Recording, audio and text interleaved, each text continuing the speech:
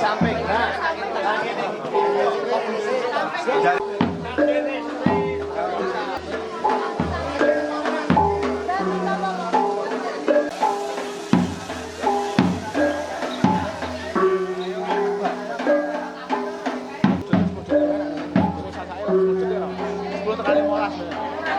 ini rasanya nih mas.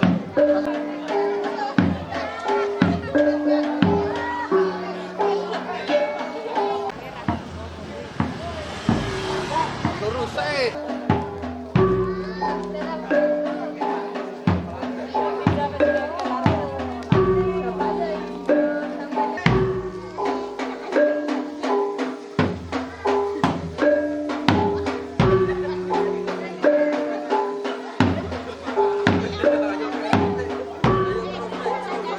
cepat.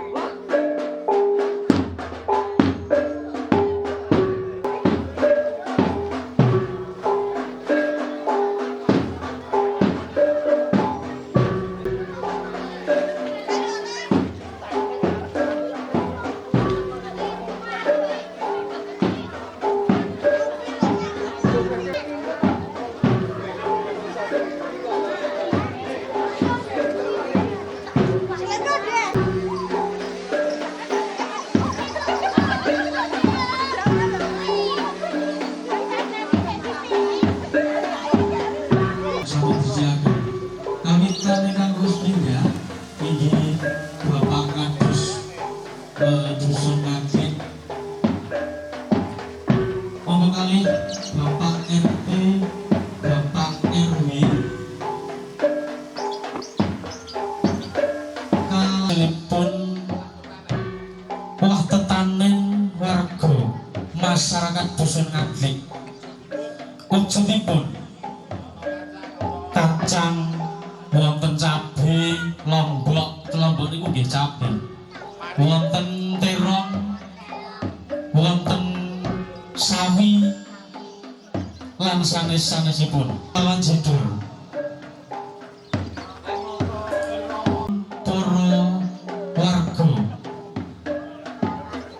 ingkang nderekaken lampahing adicara wonten ing siang punika.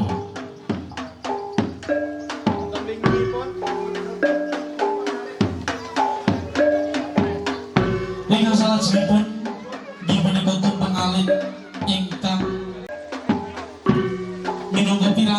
Sarono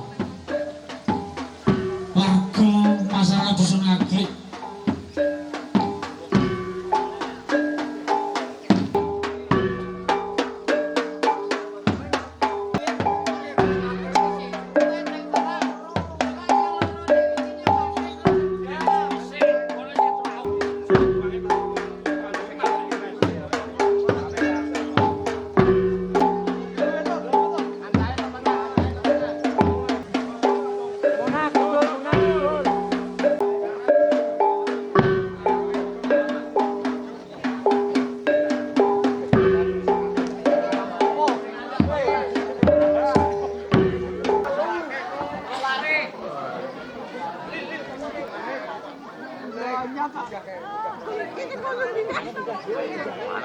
warahmatullahi wabarakatuh. Salam, Om Swastiastu, Namo Buddhaya, salam kebajikan rahayu. Ingkang kinurmatan panjenenganipun Mbah Bayan Sepuh, panjenenganipun Mbah Mariono, panjenenganipun Bapak Kepala Wilayah, panjenenganipun Bapak Kawil, Bapak RT, Bapak RW ingkang tansah pinayungan karahayon, lumeber datang sedaya warga masyarakat dusun Ngaglik, kakung putri anem sepuh taruna madya ingkang tansah cinaketing manah tinangsulan talining kekandangan ingkang kinasih. Langkung rumiyin tansah muji syukur wonten sahandap pepadanipun Gusti ingkang Maha Agung ing wanci kalenggahan enjang menika kaleres katiti surya kaping 28 Juli warsa 2026 dumawah ing dinten Anggara Manis. Kula panjenengan sedaya saged kempal nyawiji wonten papan menika sapelo ing samangke hangestreni riyalat kajat minta kayuanan minta kaslametan menggah kalampaing upacara perti bumi Jamas Piranti Reksa Buwana ingkang kalampah dening warga masyarakat Ngaglik pinuju ing wulan Sapar kalenggahan taun menika. Dene ing samangke kateraning adicara wiwitaning krida sampun dumugi warga samudayanipun linangkung panjenenganipun Bapak Kepala Dinas Pendidikan dan Kebudayaan Kabupaten Magelang ingkang tasih wonten ing margi. Kalajengan monggo ing samangke kawiwitan adicara kenduri lajeng angka kaping kalih ing samangke jamasan piranti ingkang badhe kasuwunipun pambiyantu berkah pitulunganipun saking panjenenganipun sesepuh panjenenganipun Mbah Mariono dalasan panjenenganipun Mbah Nardi ingkang rikala rumiyin sampun cikal bakal bubak yasa damel pranatan damel kawicaksanan murih rahayuning sedaya warga murih tentreming sedaya warga. Dene salajengipun ing samangke kalajengaken adicara tanggap sabda miwah kembul bujana Andrawina. Kawiwitan saking panjenenganipun bebukaning adicara sumangga kawiwitan kanthi manembah kula dherekaken maos basmalah sarengan. Bismillahirrahmanirrahim. Dene adicara ingkang angka kaping kalih kabulipun adicara kenduri ingkang badhe kalampah dening panjenenganipun Mbah Kaum, Mbah Ganjar, posisi wonten pundi monggo kasumanggaan. Assalamualaikum warahmatullahi wabarakatuh. Alhamdulillah, alhamdulillahirabbil alamin. Wassalatu wassalamu ala asrofil anbiya'i wal mursalin sayyidina wa maulana Muhammadin wa ala alihi wa sahbihi ajmain. Wonten pangasanipun Bapak Kandil, Bapak RT, Bapak RW ingkang kula hormati. Wonten ngarsanipun para sesepuh, haji sepuh ingkang sangat kula berteni sumrambahipun dhateng warga masyarakat dusun Ngaglik ingkang kula hormati. Wonten mriki estunipun pramuka boten nggadhahi kepinteran menapa-menapa namung wonten ing mriki kawula kajetah supados ngekrolaken menapa ingkang dados tujuanipun sedaya warga anggenipun dinten punika lebet dinten Selasa Legi sedaya warga kanthi kempal manunggal wonten ing lapangan ngasta sedekahan kanthi tujuan peti jujur. Pramila sak saged-sagedipun gandeng kawula kapiji supados ngekrolaken kula wiwiti kemawon.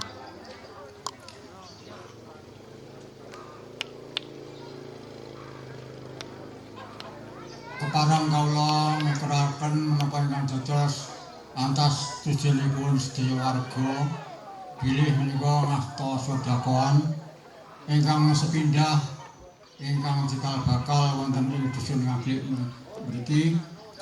Pramila dinten menika dipun sasi asung bekti kasuwun sapanjenenganipun mugi tansah berkah kalujengan dhumateng sedaya warga masyarakat dusun Ngaglik mriki. Ingkang kaping kalihipun kangge asung bekti dhateng Kyai Batur Bumi, Kyai Batur Bumi, Kyai Jegersa, Nyai Jegersa ingkang Barara Banjar Pekawisan dusun Ngaglik mriki. Pramila dinten menika dipun metosi dipun jejeri griya dipun geni salaminipun pinarengana kukuh bakuh ingkang dipun geni lan pinarengana lestari lujeng anggenipun sami nggeni wiwit dinten punika dumugi saterasipun.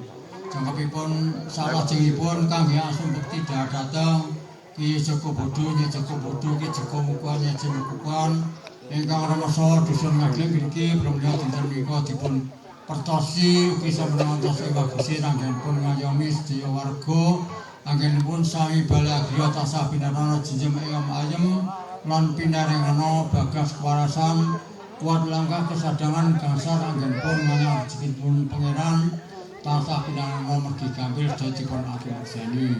Tunggalipun malih menika kangge asung bekti dhateng Kyai Mpu Bromo, Kyai Mpu Permati, Kyai Mpu Bojopuyar kang manggen wonten pucake ngerdi Merapi kang wonten salebetipun punden sarjanipun punden suket watu godhong banyu dipun petosi dipun ambah saha dipun pundhet sawatine suwun negelane sampun wonten sandung sinebeti simbuli kali pinarana kawilujengan salaminipun.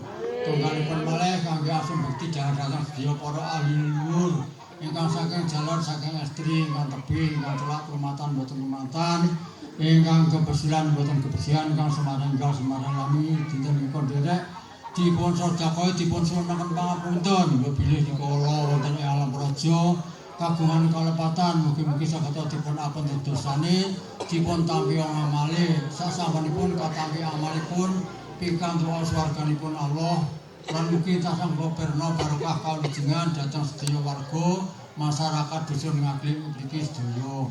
Dinten tunggalipun malih kangge asung bekti dhateng Wesi Sang Kulasani ingkang waja ingkang pamor ingkang waja dipun sunsa panjenenganipun ingkang pamor suwun pendamelanipun saged rencang anggenipun sami amung tetanen sedaya tanem tuluh tansah pinarengana ketulusan wiwit dinten menika dumugi saklaminipun.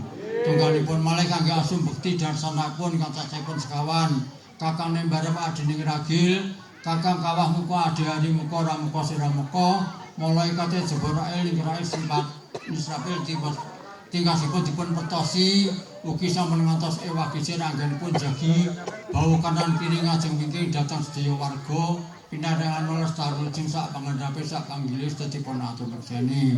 Tunggalipun malih kangge asung bekti dhateng Sabagenda Leas Bandol Kidir, Bandol Leas sing asem rumangsa Tepil Sabin, Bandol Kidir ingkang rumangsa Toya Lepan Ler Kidul Wetan Kilen dipun peperti dipun ginakaken kangge cekap sadinten-dinten sarta kangge amung tetanen ugi kangge ucal-ucal minangka anggenipun rakyat ulujengan suwun legilane sampun nyarosipun Budarsana dhateng sedaya warga masyarakat dusun Ngaglik mriki sedaya. Dinten tunggalipun malih kangge asung bekti dhateng Mbok Dewi Sri, Mbok Dewi Pertima, mulai Kasim kang bagya anjur rezeki sarintene sak dalune dipun pertosen tebih mugi dipun celana menawi sampun celana mugi dipun tampekno dhateng sedaya warga masyarakat dusun Ngaglik sasampunipun dipun tampi mugi dados rezeki ingkang barokah, dipun garap rinten lawan jelu pinarana berkat berkakat rezekinipun pangeran. Dan tunggalipun malih menika anggenipun rakyat sedekah minangka ngetrepi perti dusun. Mugi-mugi dusun Ngaglik mugi-mugi tenebena saking sambikala. Jajan tunggalipun malih merti anggenipun sami amung tetanen sedaya tanem tuwuh ingkang dipun dawahken wonten ing bumi tansah pinarana ketulusan sampun matos wonten sandung lan srimpetanipun dipun atunursani. Bebilih ingkang sarakit malih menika minangka anggenipun rakyat Wilujengan mugi angsal sumangatipun ingkang majibi dinten Selasa Legi sedaya warga sami rakyat Wilujengan mugi-mugi saged rasa teka cipta dadi jangka tekan kayuh pangeran kayuh gaduh pangeran Wijabana menapa ingkang dados hajat saniyatipun sedaya warga dipun ijabah saking sedaya Allah Subhanahu wa taala.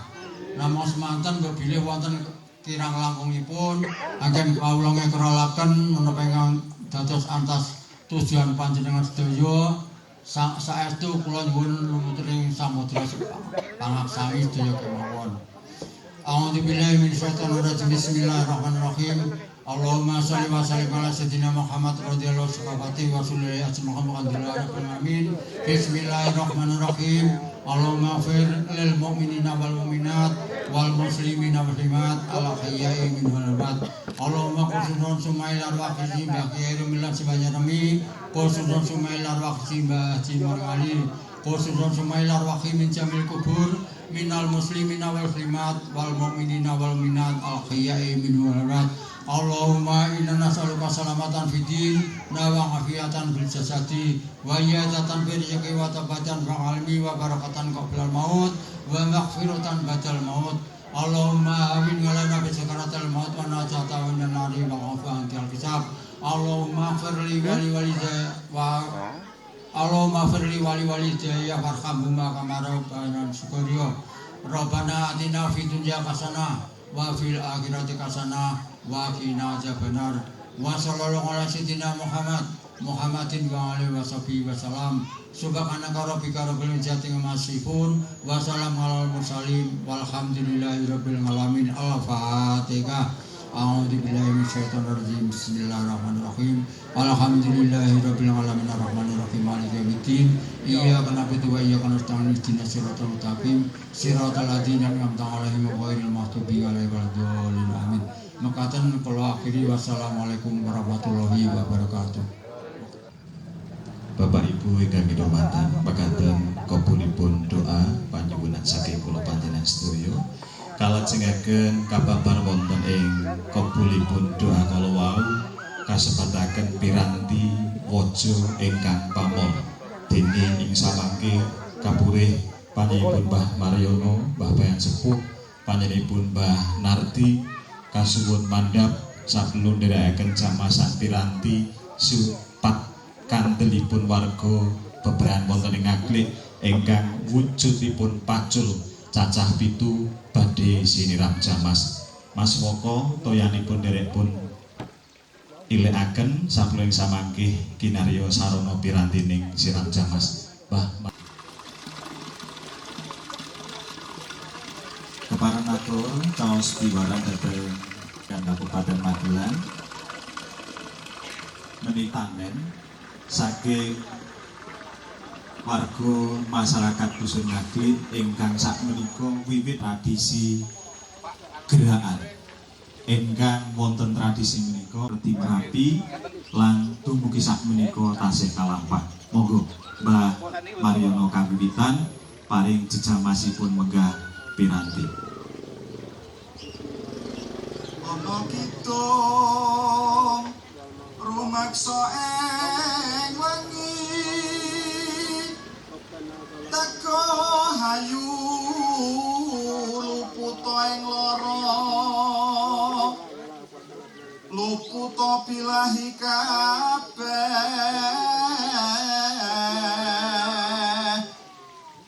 jem setan tatan purun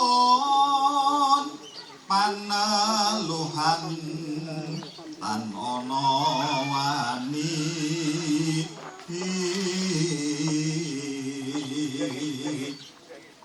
omah panggawe Allah gunane wong luput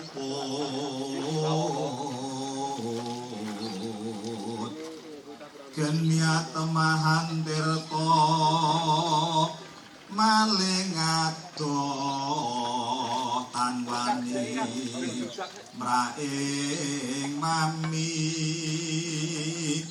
tujuh telopan sirno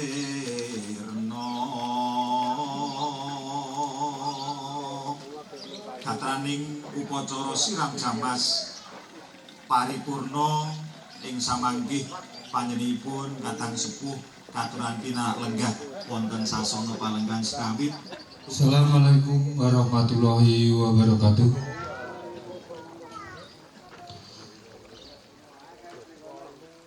Alhamdulillahirabbil alamin. Assalatu wassalamu ala asrofil anbiya'i wal mursalin Sayyidina wa maulana Muhammadin wa ala alihi wa sahbihi ajmain, amma ba'du. Wonten pangarsanipun sepuh bini sepuh ingkang tansah kula bekteni lan wonten pangarsanipun Bapak anggota dewan ingkang kula hormati lan wonten pangarsanipun para pangembating praja satriyaning negari ingkang pantes kinurmatan kadang muda ingkang kula tresnani tuwin para kakung putri ingkang pantes sinadarsono kabegyan katentreman tuwin karahayun saking Gusti ingkang Maha Asih mugi tansah kasalira ing panjenengan sami minangka perwakaning atur kanthi linambahan sih wilasaning pangeran pepayuning budi rahayu sumangga kula dherekaken muncupaken asta mulyakaken paring kasmurahan saengga kula lan panjenengan saged kempal ing papan punika saperlu ngadani adicara adat bersih dusun kados ingkang sampun lumampah dipun wontenaken ing laladan dusun Ngaglik. Para lenggah ingkang sinuba ing panghormatan minangka titahing Gusti ingkang murbeng jagat kula lan panjenengan wajib munjukaken puji syukur dene Gusti sampun nyuburaken tanem tuwuh ing dusun menika saengga kula lan panjenengan saged ngraosaken asesiling pepanenan minangka pagesangan kita sedaya sak keluarga adicara bersih dusun menika hangiras pantes pinangka slametan ngaturaken pandonga wilujeng jinurung pamuji mugiaken kula lan panjenengan anggula wentah sawah lan pategalan ing taun saklajengipun pinaringa lirboyo kalis ing rubeda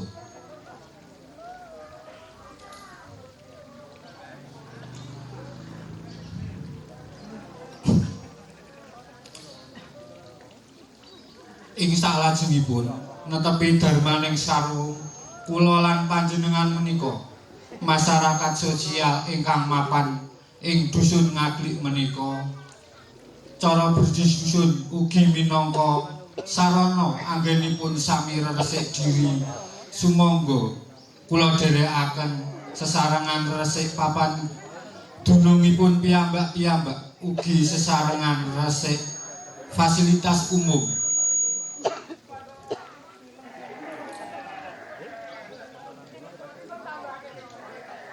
supados kula lan panjenengan sami dipun tebehaken saking suker sakit mugia gesang basuki ngantos saklaminipun salajengipun minangka masyarakat berbudaya sumangga kula dherekaken nguri-uri supados adicara bersih dusun punika tansah lestari awit lestarining budaya saduhu andayani pring nungsaning bangsa. Para lenggah kakung putri ingkang kinurmatan, boten kata lumpen kula ngaturaken panuwun ingkang kathah awit kalasananing adicara bersih dusun ing kalenggahan punika karana sih pambiyanipun para warga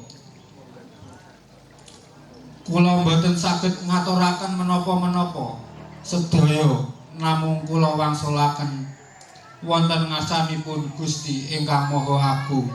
Mugi sih kadarman panjenengan dadosa ngamal kesaenan pinaringan lintu ingkang matikel-tikel.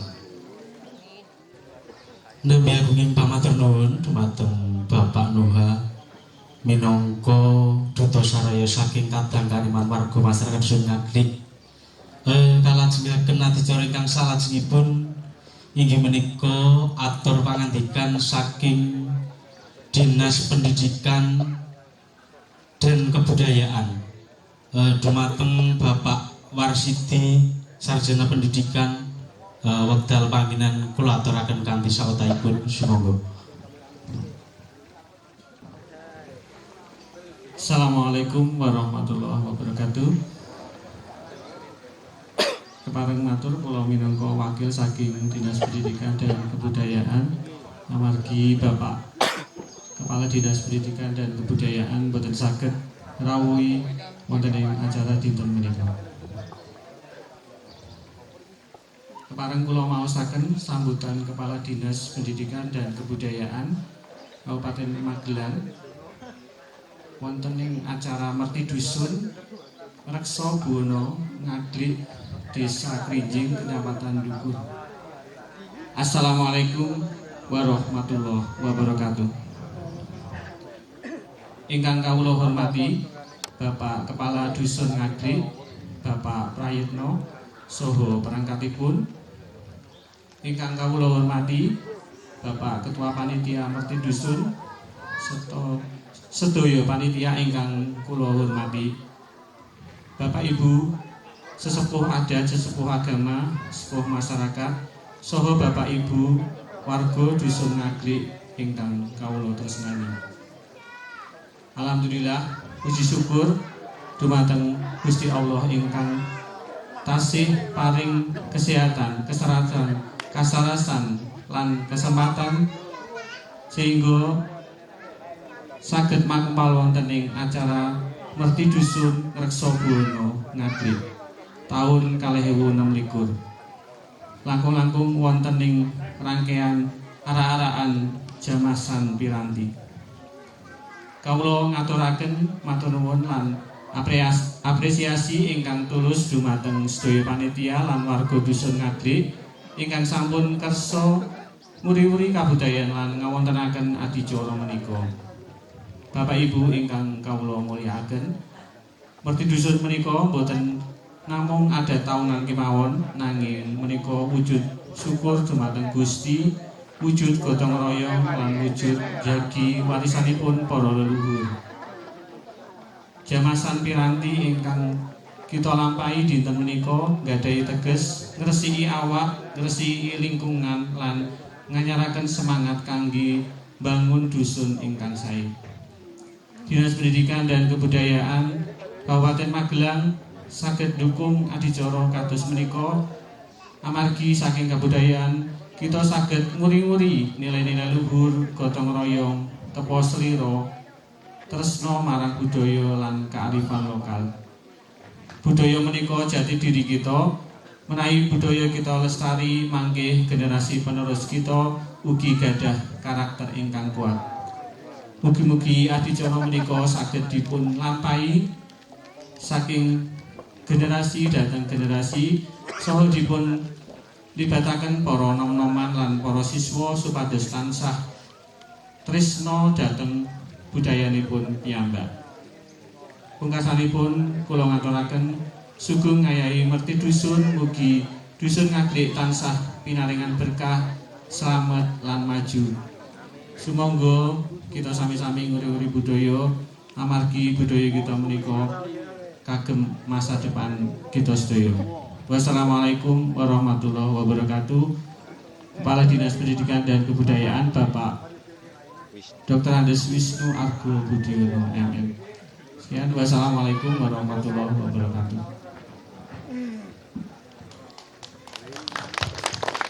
Luar biasa nih warga masyarakat Dusun Ngaglik saged ngawontenaken acara kados mekaten. Menika dadosaken contoh-contoh kagem warga masyarakat lintanipun supados saged nguri-uri budaya Jawi.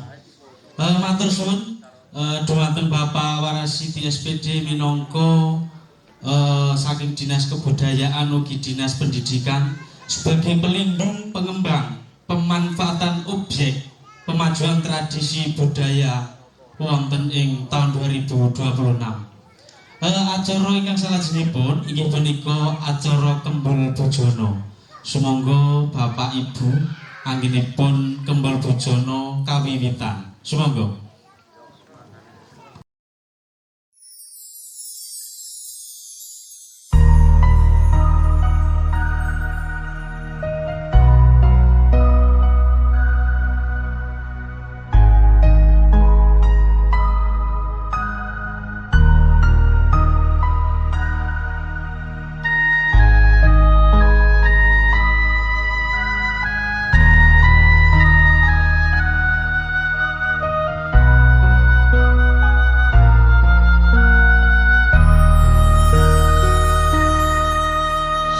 Pengasai sepi samun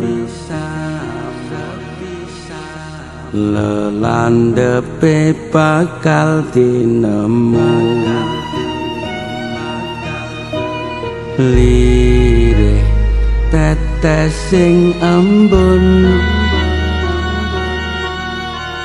mrembes nganti tumeka rasa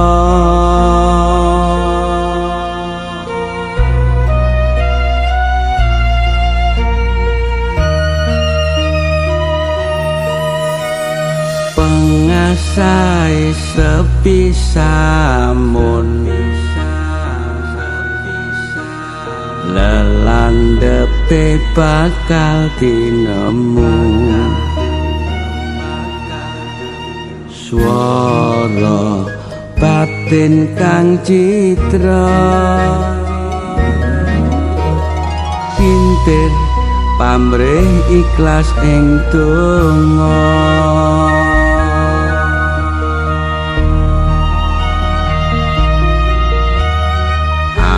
anine wis beda abange wis mendhok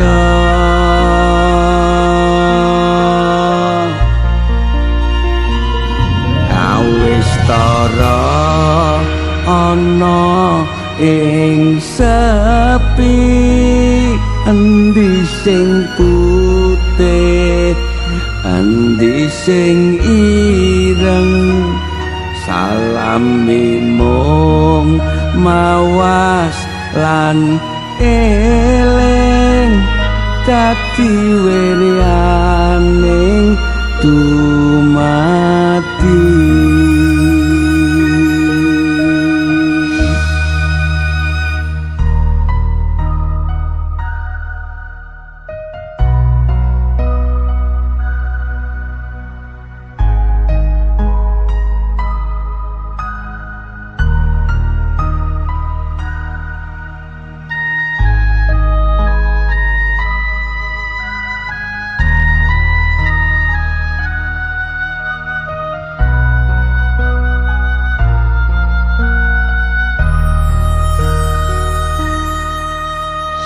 pengasai sepi samun